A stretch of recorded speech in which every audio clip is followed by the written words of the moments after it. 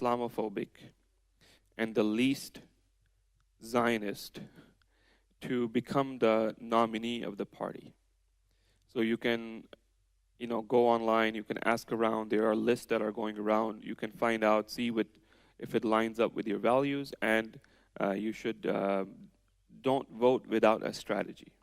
Vote with a strategy. Sometimes you have to vote your guy up. Sometimes you have to vote somebody down,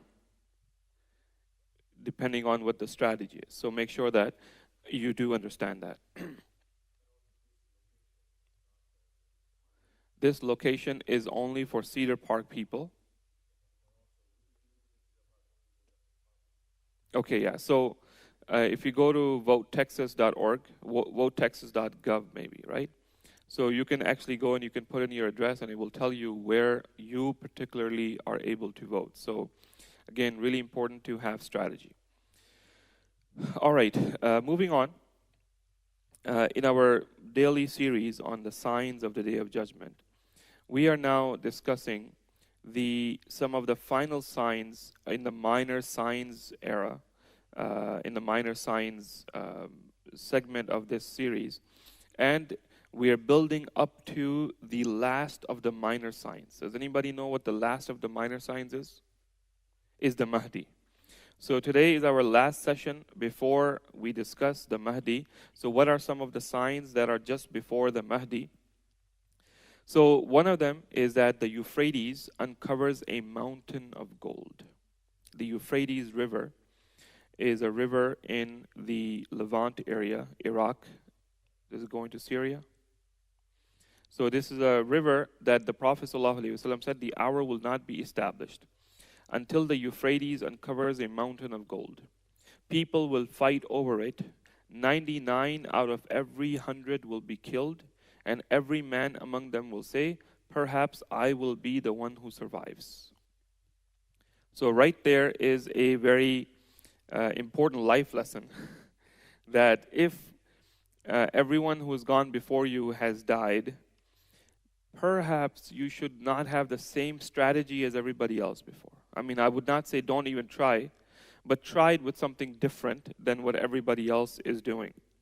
But the Prophet said that 99 out of them will die, and everyone will say, I will be the one, perhaps I'll be the one who survives. In some narrations, the Prophet ﷺ instructed the one who reaches it to not take anything from it, because it becomes a fitna that leads to bloodshed. Meaning, if this is a commodity that is so precious, and you manage to go into the lion's den and extract it, do you think that the people who wanted it but could not get there will not come after you now? So keep this in mind, and of course, if you do, the Prophet said, don't even take. If you do get there, you happen to just pass by there and like, oh no, everybody else died and you are the only one left. Don't even take it then, because this is not something that's going to bring about good. And subhanAllah, the mountain of gold has a similarity or simile could be established with many other forms of mountains of gold. Right? What do you think? What else is similar to it in life that is not an actual mountain of gold? What is that? Coin? Oil. Okay, oil. The simple fact that there are many things in life that you may get them, and now when you got it, it's like you got a mountain of gold. But what is the price that you paid to get it? And then after you get it, what do you have to do to protect it? So one of the things, for example, I read an article some years back. It was a very interesting article which said something like 20 things that will change if you become very rich very quickly. So for example, it says that you cannot live in your normal house anymore. You would have to go and live in a gated, guarded community. Because, again, if people are able to figure out who's making money, and they will come after you. Also, they say that you cannot eat the same food anymore. And that was the most surprising thing to me. Like I was thinking, like if I became a billionaire, I would eat nihari every day. But actually, they said you would not, because if you have so much money, you would not want to have a stroke and be paralyzed while you have all that money in your bank. You would actually want to eat very healthy. And now that you can afford it, you will basically, get like a private chef and eat the healthiest stuff because you want to live as long as possible, as good as possible, so you can enjoy that money. Another thing it said was, you cannot have the same friends anymore. Because if your friends and your family know that you are that wealthy, what's going to happen? Everyone is going to ask you, hey, can you pay off my house? Can you pay off my car? Now, if you say yes, you think it's going to stop there? They will be back again next week and saying, thank you so much for what you did. I was hoping I got these credit card debts, if you could pay that off too. Now, eventually, you're going to have to say no to them. And when you say no, what will they do then? They'll talk bad about you. They will say you became arrogant, you don't help out, you forgot your past, you forgot your childhood, and all of that type of stuff they'll say. So basically, sooner or later, you're going to lose your normal friends, and you will be able to probably keep a very few people who are truly friends with you because they know you and they don't care about what you have in your hand. But most of us, our relationships are based on something that we hope to acquire from someone. And if that is, money, then that's money. So sometimes it's connection, sometimes it's this and that. Also, it said that you will not be able to travel the way that you travel. So you can't just be like a tourist, go to like a foreign city and just enjoy life and just mix in. You will have to travel with security. Some years back, Apple board said Tim Cook, the CEO of Apple, is not allowed to travel commercial. Forbidden. Why? Because he said that we are now so valuable as a company that you are now a kidnapping risk. People could kidnap that person and then ask us for money, and we'll have to deal with that. So you are not. We will rather pay for a private jet for you, but you're not allowed to travel commercial anymore. So these are the type of things that can happen. So now, when a person gets all of that, let's say this person says, man, I don't want all of this headache. I want to give all of this money away. The thing is, there will still be some people, even after you have given your money away, they will believe that you actually still have the money and you're lying that you gave it away. And you will still be in danger. So this is what the Prophet is saying, that if you get it, don't take it. If you get there, don't take it because it is a fitna. This sign is not necessarily about gold, but it's more about greed and what greed does to people.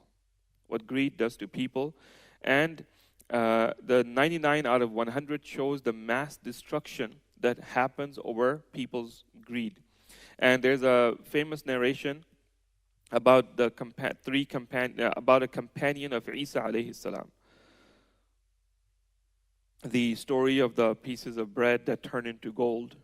And this person basically is so greedy, and the story goes on about how greed does not bring about anything good. Another sign towards the end of times is again something that we have mentioned, that when this book was written by Sheikh Umar al-Ashqar, I would imagine like maybe 30, 40 years ago, he said that this is a sign that will happen in the future. But we have actually lived to see the sign with our own eyes. And he said that the land of Arabia will become meadows and rivers again. It will become gardens. It will become green again. The Prophet ﷺ said, the hour will not be established before wealth becomes abundant and overflowing, and until the land of Arabia returns to meadows and rivers.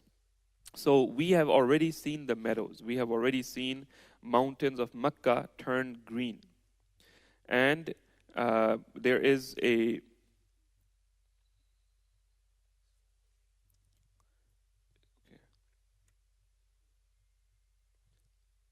so they can vote for both primaries. Bryce? Do they have both here?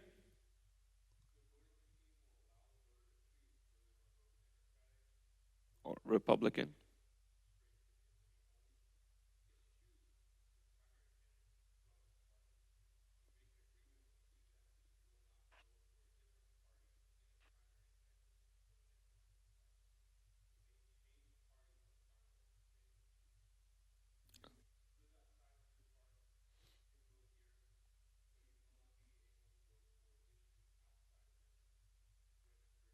I see.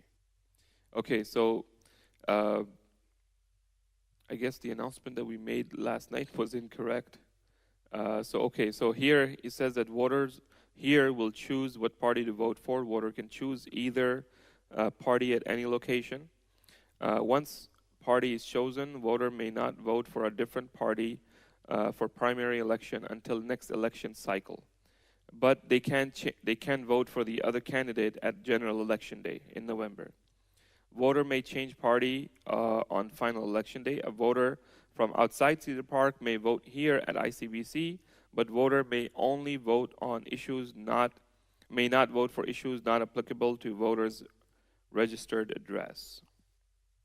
Okay, so I guess there's some walking in there and figuring out what's going on, but this is the information that we have now. Jazakallah khair. Thank you. Okay, so he says that there will be a time when it will become, and the key thing, the miracle in this hadith is that the Prophet ﷺ said, ta'ud, that it will return, it will once again become like that. So we know from all the oil that is there, that the oil actually represent ancient forests that were basically covered up, and now that's what's coming out in the form of oil. But the Prophet said it will happen again, and we see right now that the meadows, the greenery is coming back, and of course eventually when the green comes, the desert landscape could be transformed, and then the water which gets sucked down through the sand will start to not get sucked down, and it will start to become flowing rivers as well. So it is an environmental transformation tied to the end times sequence, and this hadith places it alongside other end time shifts, which is over the abundance of wealth as well. And again, that's something that we're seeing as well, the abundance of wealth in our times. Here's an interesting one. He says that inna bayna yadi as-sa'a, he says before the hour, or right in front of or right ahead of the hour, some things will happen, and among them he says وَشَهَادَةَ الزُّورِ, and false testimony will become widespread, and وَكِتْمَانُ الشَّهَادَةَ الْحَقِّ, and the true testimony will be concealed, and وَظُهُورَ الْقَلَمِ, he says, and the pen will become widespread. The pen, al-qalam, pen. So this is what the Prophet ﷺ said. Now, if they have, now we know for sure this is way past that time, that the pen is, everybody knows how to read and write now. Okay, in the time of the Prophet ﷺ, the vast majority of the people did not know how to read and write. And that trend continued in the Muslim world. It changed very quickly from the early times that people used to know how to read and write a lot more. But European civilization was illiterate for a very long time after the Muslim civilization became literate, being able to read and write. However, is the spread of the pen or the widespread use of the pen mean just pen or writing, books, knowledge, compilations of knowledge? You know, the type of books that we have right now, by the way. You might look around and you say, we don't have a lot of books in this masjid. Some masajid have like an entire wall of library of books. And you might say, we don't have a lot of books, but the amount of books that we have, if back in the days, only kings and very wealthy people could afford this many books. And what was the reason? The reason was that there was no printing press. So every single one of these pages and every single one of these words and letters would have been handwritten by someone. And just imagine how long it takes a person to copy one book by hand to another copy. So this was a very expensive endeavor. And that's why books used to be very precious. And if you wanted a copy of a book, you would go to your sheikh who has a copy and say, Sheikh, I would like to learn from you. So the sheikh will say, okay, here's my book, and I'm going to also narrate my book to you, and you write it down. So think about how long and arduous that process used to be. But now this has become widespread. Now another aspect of this is that now we're living in a time where we don't need to write anymore. For, I would say, the last maybe decade, we were writing less and we were typing more. And now we are even getting rid of typing. There is very little typing now because the dictation has become so good. AI has become so good. Like I remember one time I had to write a research paper, and it was on Abu Bakr radiallahu anh. So my dictation software could not understand Abu Bakr. So what I did is that I came up with a code, and I called him Booker for the purpose of dictation. I wrote the whole paper with Booker, Booker, Booker, Booker, Booker. And then in the end, I went and I did find all Bookers and change them to Abu Bakr. And for other people that kept coming up, I had to come up with a code for them and write with that, and then later on change that as well. But now, the ChatGPT reads ayat of the Quran very good in English, in Arabic, in other. I haven't tried other languages, but it is, language translation is one of the easiest things that AI can do. So, subhanAllah, another thing, I don't know if you heard about the auto pen and the auto pen scandal. The auto pen scandal, the auto pen is a machine where you teach it how you sign, and then it signs documents for you. So the president has a machine called the auto pen, and basically Trump made a big fuss about Biden using auto pen to sign a lot. Basically, they were saying that he didn't even sign them. It was actually his staff that were running the government because he was basically cognitively declining so much. It was his staff that were basically getting his signature from the auto pen and making, running the government.